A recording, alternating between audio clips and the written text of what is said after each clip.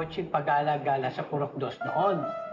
Hindi ko na pinansin kasi wala namang kinalaman sa landslide. Hindi ko na-connecta sa pagsagasa sa'yo. Pero, Kap, na-describe ba ng mga nakakita yung sasakyan, no? Oo. Gray daw yung sasakyan. Teka, sir. Nung kasagsagan na nililigtas ko yung mag-iina ko, may nakasabay akong sasakyan na kulay gray. Naalala ko na. Yun din yung kulay ng sasakyan na kumuha kay Kyla. Yung babae.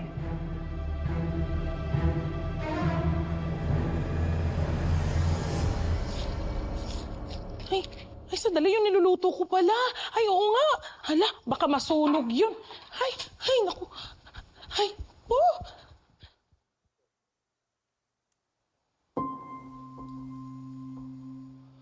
Muki! Andyan mami mo? Wala. Kumusta ka? Ito, confused pa din. Alam mo, feeling ko talaga may tinatago sa akin si Mami.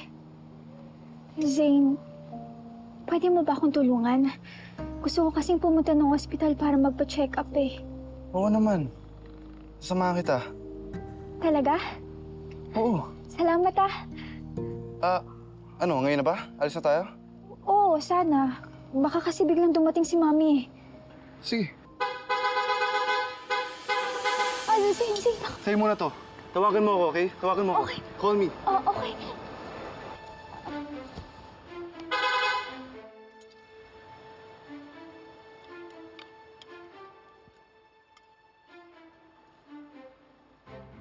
Floor?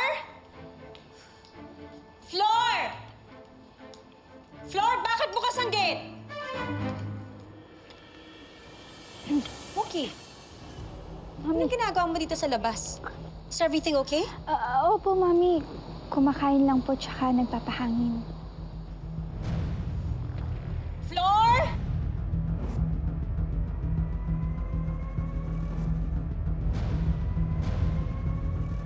Anong tinitignan mo? Wala po.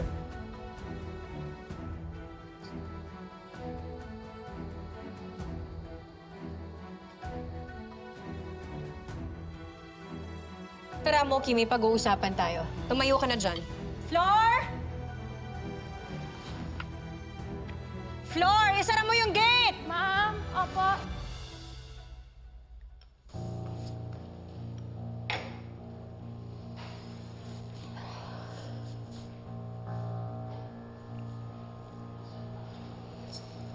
Nung bata ka, you loved me unconditionally.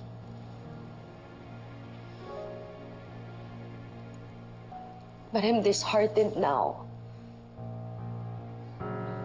Dahil pinagdududahan mo na lahat ng ginagawa ko para sa...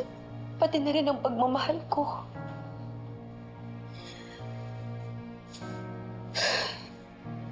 Bago ka dumating sa buhay ko, I was so depressed. Dahil nawala sa akin ang lahat. Akala ko mamamatay na ako nun sa lungkot.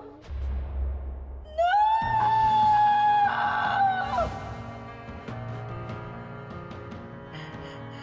I was ready to give up on my life and then...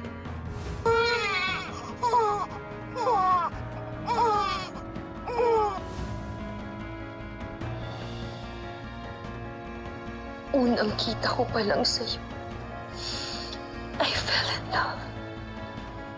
You made me live again. Mamadali nga yung kotse na yun nun eh. Parang may tinatakasan, busina ng busina. Nagingan pa nga yung tricycle ko nung nag-overtake eh.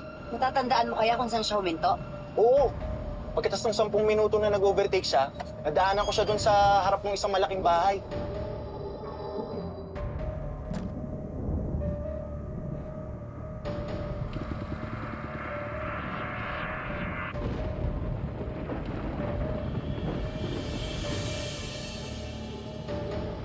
Teka, Bukay, malapit lang ba dito yung barangay Pinagkaisa? Ay, hindi. Parang palabas na ng tanay yun. Mas pa-Maynila pa nga eh.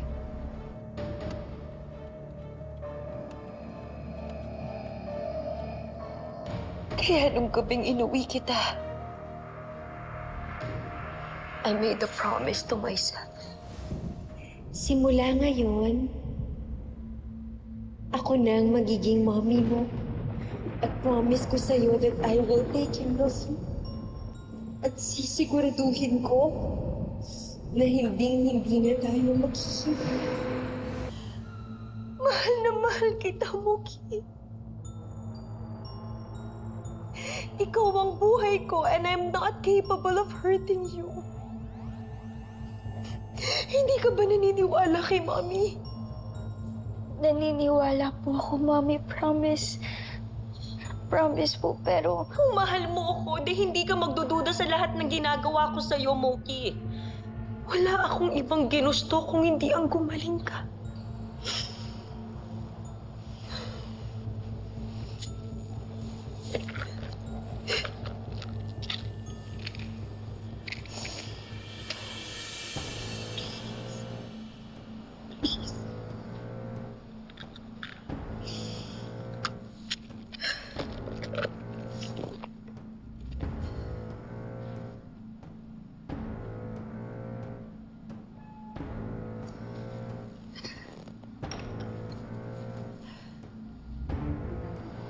That's my good girl.